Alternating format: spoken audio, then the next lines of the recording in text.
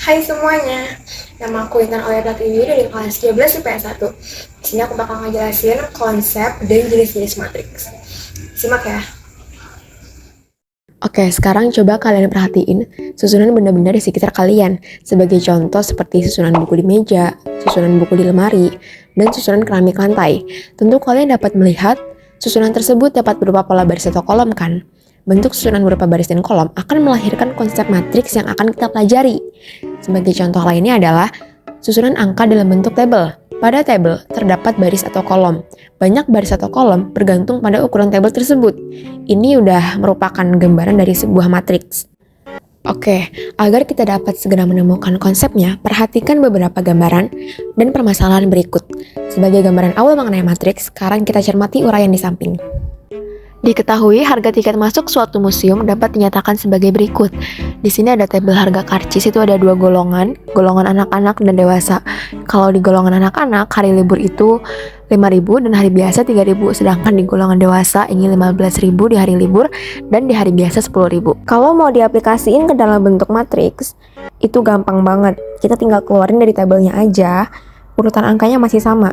Nah, cara bacanya itu, yang 5.000 sama 15.000 dan 3.000 sama 10.000, pokoknya ke bawah, itu namanya kolom. Sedangkan kalau ke samping, 5.000 sama 3.000, 15.000 dan 10.000, itu namanya baris. Oke, berdasarkan permasalahan nyata tadi, maka dapat kita simpulkan bahwa matriks adalah susunan bilangan berbentuk persegi atau persegi panjang yang diatur menurut baris dan kolom dan ditempatkan dalam tanda kurung biasa atau kurung siku. Matriks diberi nama dengan menggunakan huruf kapital seperti A, B, dan C atau yang lainnya bebas. Dan ordo atau ukuran suatu matriks ditentukan oleh banyaknya baris dan banyaknya kolom. Jadi itu konsepnya secara umum berlaku. Jika matriks A mempunyai M baris dan N kolom, maka matriks A berordo M dikali N, atau ordo matriks A adalah M dikali N, yang ditulis seperti ini. Nah, langsung aja kita masuk ke contohnya. Bisa langsung kita lihat di contoh nomor 1. Ini matriks A disebut matriks berordo 2 dikali 2 karena barisnya ada 2 dan kolomnya juga ada 2.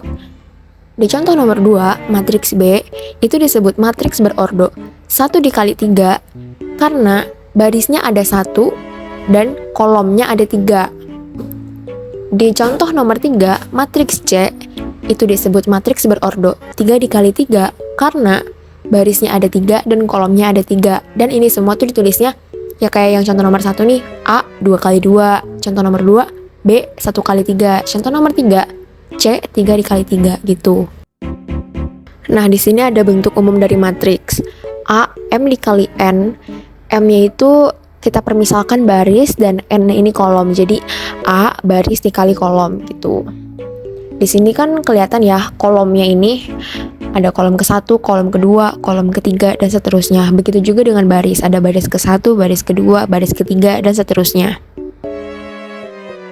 Dan yang terakhir kita masuk ke jenis-jenis matriks. Yang pertama ini ada matriks baris, yaitu matriks yang hanya mempunyai satu baris saja dan banyaknya kolom N, mempunyai ordo 1 dikali N. Contohnya, matriks P 1 dikali 3 sama dengan, di sini kita bisa lihat matriks P ini hanya mempunyai satu baris dan mempunyai 3 kolom, makanya ditulisnya P 1 dikali 3. Oke, selanjutnya nomor 2 itu ada matriks kolom, yaitu matriks yang hanya mempunyai satu kolom saja dan banyaknya baris M, mempunyai ordo M dikali 1. Contohnya, matriks Q 4 dikali 1. Di sini, dia mempunyai 4 baris dan 1 kolom. Masuk ke contoh nomor 3, ini ada matriks persegi panjang, yaitu matriks yang banyaknya baris tidak sama dengan banyaknya kolom, mempunyai ordo M dikali N. Contohnya, matriks R 2 dikali 3 sama dengan, nih kita bisa lihat di sini, dia ini punya 3 kolom, tapi barisnya cuma 2. Atau R 3 dikali 2 sama dengan, bisa kita lihat lagi, di sini itu dia mempunyai 2 kolom, tapi barisnya ada 3. Jadi tuh baris sama kolomnya itu nggak sama. Masuk ke contoh nomor 4, ini ada matriks persegi, yaitu matriks yang mempunyai banyaknya baris sama dengan banyaknya kolom, mempunyai ordo N dikali N.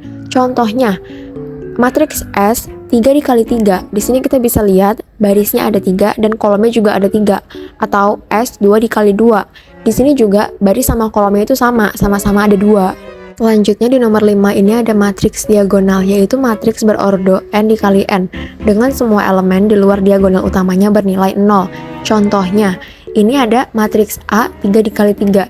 Jadi ini diagonal utamanya nih ada angka semua yang beda-beda, tapi sisanya ini kayak bentuk segitiga atas sama segitiga bawahnya itu tuh 0 semua, gitu deh pokoknya.